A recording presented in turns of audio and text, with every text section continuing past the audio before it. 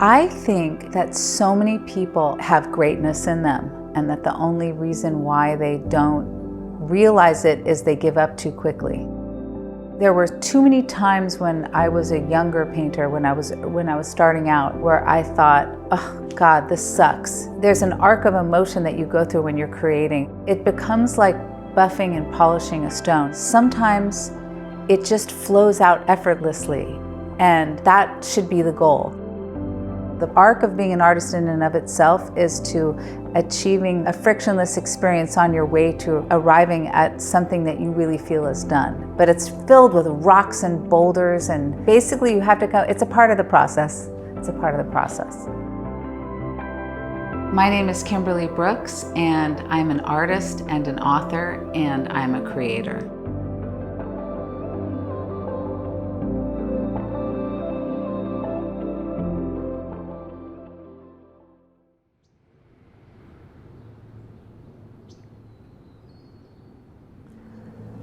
Welcome to my studio. This is where the magic happens.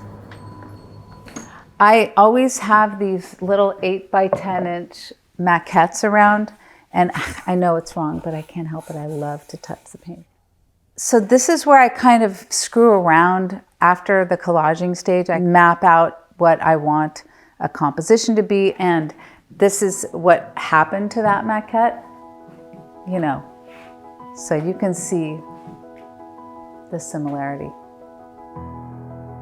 When I'm working on a show, especially, I divide my paintings into 3 categories. They're sort of rock stars, like they're done, they're great, they're awesome, they make me feel like a rock star when I'm making them. Orphans, which means it's not working, this was a nice idea, but it's not happening. Or rescue missions, which is what most paintings are. They're always generally in a state of needing to be rescued. But no matter where they are, I make a clipboard and I make thumbnails of all the paintings.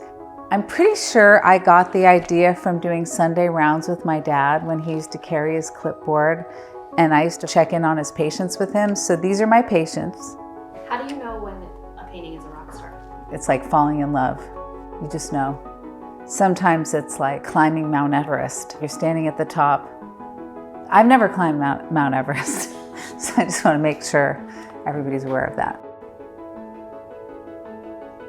People say often, oh, well, you know, I've always known or that I was going to be an artist, or I was always the drawing, doodling kid. I really, really was. One of my earliest memories was making sculptures of things with the bubbles in the bathtub, like seeing that I could make a bird out of soap suds.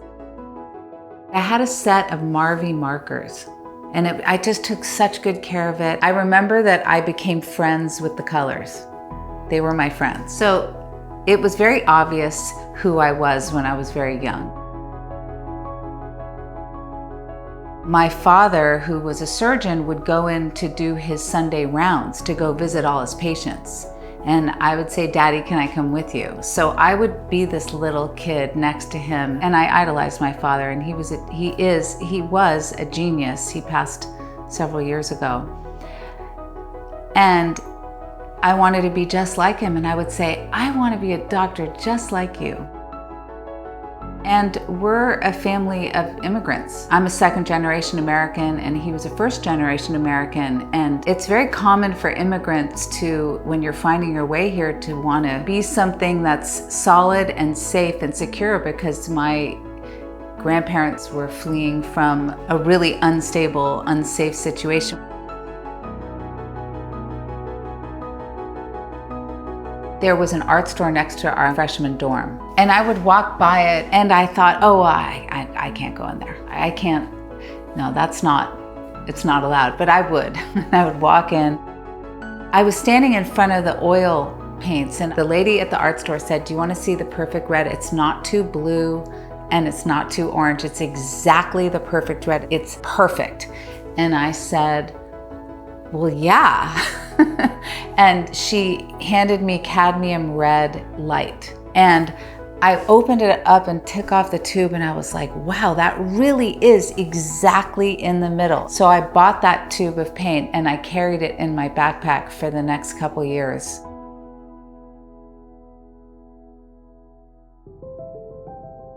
There was all this complex emotion around, did I deserve to even try it? I wanted to paint with oil, but I didn't feel like I had earned the right to use that medium. I felt like I had to start with acrylics. So I did. Painting wasn't like a viable profession.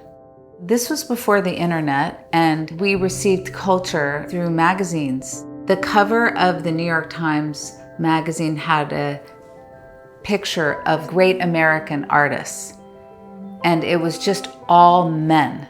There was not one woman in it, and I felt like I don't belong in that picture.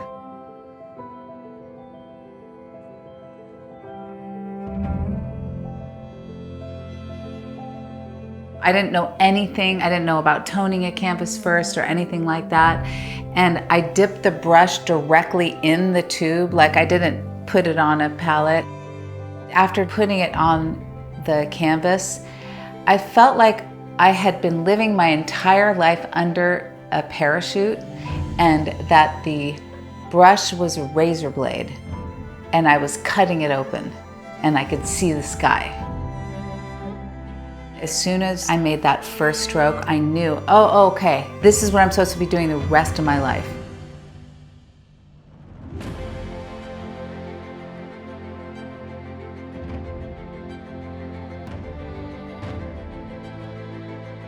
When it came to have an opening night, I was sitting behind the desk while people were coming in, and they would stay at like a painting, and I'd think to myself, now why are they staying longer at that one versus that one? And I would ask them, so like there were pieces that were my favorite, weren't other people's, and I was fascinated by how personal it was to everybody. I loved having them be a part of the experience because it's a relationship.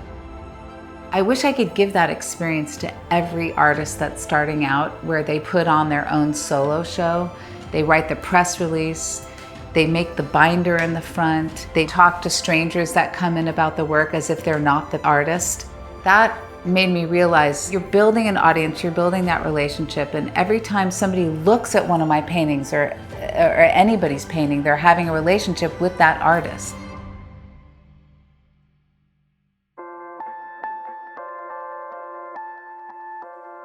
There's a life cycle to being an artist, and the first part is where it looks like nothing's happening. And that's how I was for years. It looked like nothing was happening, but it was really happening. I was churning.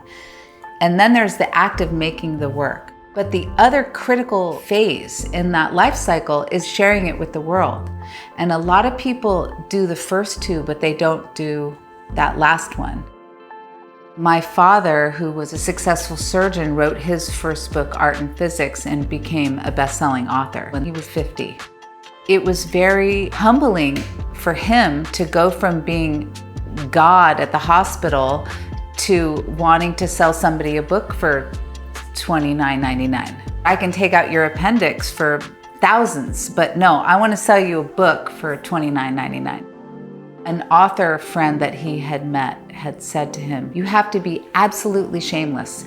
You have to be willing to just go in and give a whole lecture and just sell 3 books. And even if it doesn't matter if there's one person in the audience, you just have to do it. You have to be absolutely shameless. So I was watching my dad all through my 20s, growing this audience, growing this list, and it's not natural to me. I would rather just be in here and paint.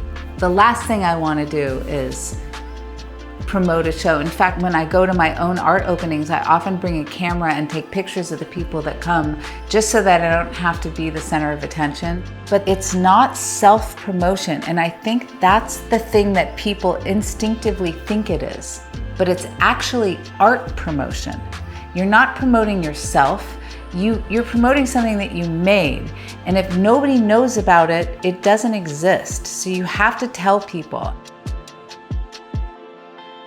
I never had a newsletter where I would make big announcements. When I had my first art show, I was ready to do that. I realized I wanted to tell all the people, you know, my roommate in Paris and my coworker. I just wanted to let them know. I've always been an early adopter with technology. I feel like technology is just an extension of a brush, and I really see it as a medium. The first time I sent an email blast to many people, I'll never forget it because I pressed the send button and then I hid under the desk because I was so horrified and exhilarated and terrified by what that meant. Like, that was a very scary thing to do. And I thought like 1,000 bricks were gonna fall on my head because I didn't, I don't wanna bother anybody, just that feeling. And one of the reasons why I love working with the technology that ConvertKit offers is they enable me to send without me knowing it with the sequences. And I think that's something that if every artist could understand what a liberating thing that is, because I don't have to physically be the one to do it, it just makes it so much easier. That's one of the things that I remind myself when I'm girding myself to send out a big broadcast, because it is scary and it's okay. And you know what? It's kind of good to be scared. That means you're challenging yourself.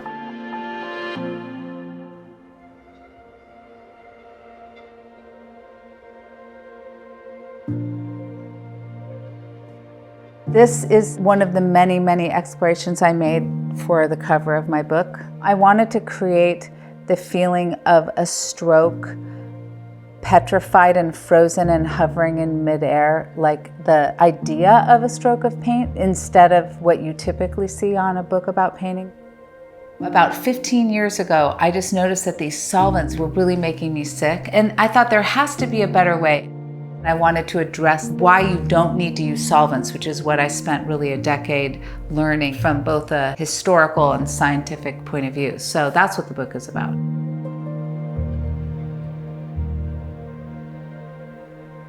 I have a lot of equipment, and the reason why I started doing this and including a gigantic circle light is because in 2019 I decided I wanted to teach painting in a way that I wish I could have learned it. It was a crazy experiment, and one of the most strange and rewarding things that I never imagined would happen from my art career, because I now meet with students from all over the world and get to work with them to help them birth their own bodies of work, and I love it.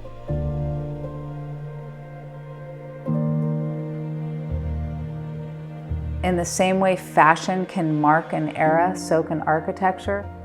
I think when a viewer encounters a space inside of a painting, the viewer is automatically confronted with what's real and what's not real. And I want to create a way for the viewer to feel like they're falling into a painting and to break the narrative that it's like a realistic thing, but still give them the opportunity to fall through to another type of reality. When you're a painter, when you're an artist of any kind, you're going to go through periods because life happens where you have to stop because of outside forces, or you need to take a break. Maybe you have somebody in your family that's ill, or it's with your kids or whatever. You might question yourself, or at least I did, wait, am I still an artist? Just because I haven't gone into the studio in months because of XYZ, and you think maybe this is about to end. And then before you know it, something happens and you get back into it, and then suddenly you're in the washing machine of paint and color, and you've got your clipboard with all your little thumbnails of paintings, and you're building another model because you have another show, and you forget about that feeling. It's almost like the feeling of being depressed. When you're depressed, you can't imagine being happy. And that's the problem. My dream to be an artist was to have the feeling that that is what I am and it's what I do, and I'm there. That's the dream.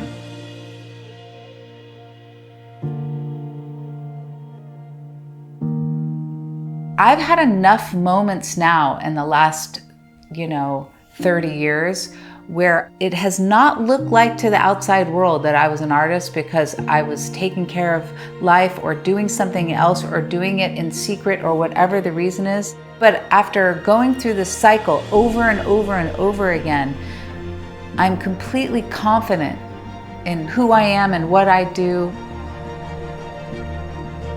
I felt like once I started that I had escaped a prison of being in a life where I wasn't doing what I was supposed to be doing. And that once I escaped, I didn't want to go back in there. I was like, I don't care how many dogs and flashlights and, you know, I was on the run. And I've been on the run ever since.